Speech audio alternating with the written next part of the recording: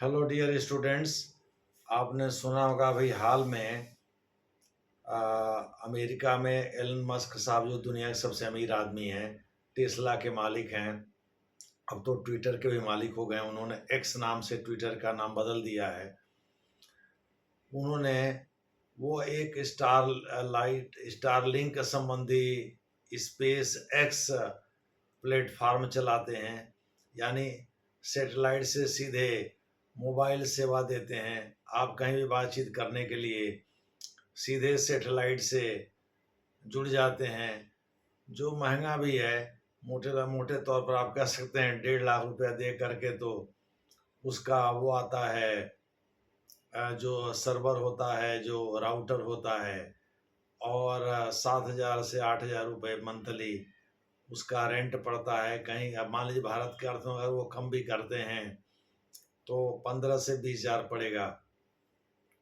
ऐसी दशा में जियो और एयरटेल, जो भारत के सबसे बड़े मोबाइल कम्युनिकेशन के ऑपरेटर हैं, उन्होंने एक समझौता किया है स्पेस एक्स के साथ। दूसरे शब्दों में स्टारलिंक के साथ उन्होंने एक समझौता किया है। उस समझौते के अनुसार भारत में वो सेटेलाइट मोबाइल सेवा उपलब्ध कराएंगे। अभी तक क्या होता था, आप जब फ़ोन करते थे तो किसी लोकल टावर से वो जुड़ जाता था। लोकल टावर फिर सिग्नल लेता था सेटेलाइट से, और उस सिग्नल को ले कर के फिर दूसरी जगह जहाँ आप बात करते थे वहाँ पहुँचा देता था। माने आप टावर के माध्यम से बात करते थे।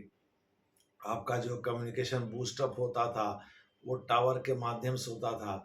अब क्या है, रेगिस्तान हो या महासागर हो, कहीं भी जहाँ की मोबाइल टावर नहीं है, दूसरे शब्दों में जहाँ नॉर्मली बातचीत होना संभव नहीं है, वहाँ भी आप बातचीत कर सकेंगे। चूँकि अब सीधे सेटेलाइट से कम्युनिकेशन आपका होगा। सेटेलाइट मोबाइल का मतलब हुआ कि आप सीधे जो जो भी संदेश संप्रेषित करेंगे वो सेटेलाइट से जुड़ जाएगा, और सेटेलाइट से सीधे जुड़ने के नाते आप किसी से भी बात कर सकते हैं।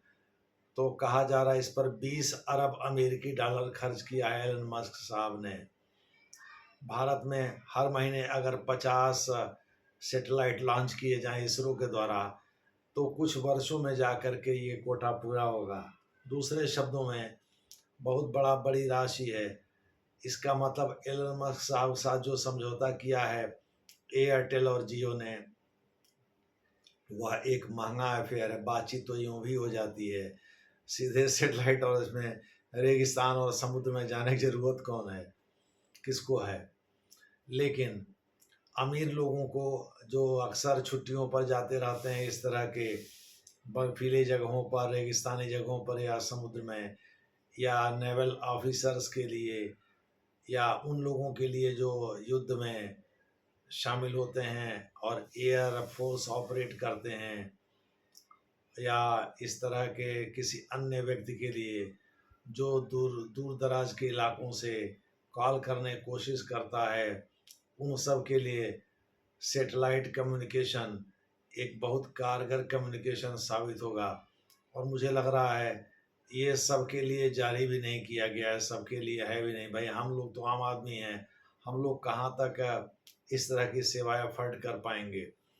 बड़े लोग ही इस तरह की सेवा ले पाएंगे। इसीलिए एयरटेल और जियो ने जो करार किया स्पेस एक्स के साथ, जो कि सेटेलाइट सेवाएं उपलब्ध कराता है, स्टारलिंक, और स्टारलिंक कम्युनिकेशन का नेटवर्क है और स्पेस एक्स प्लेटफॉर्म है।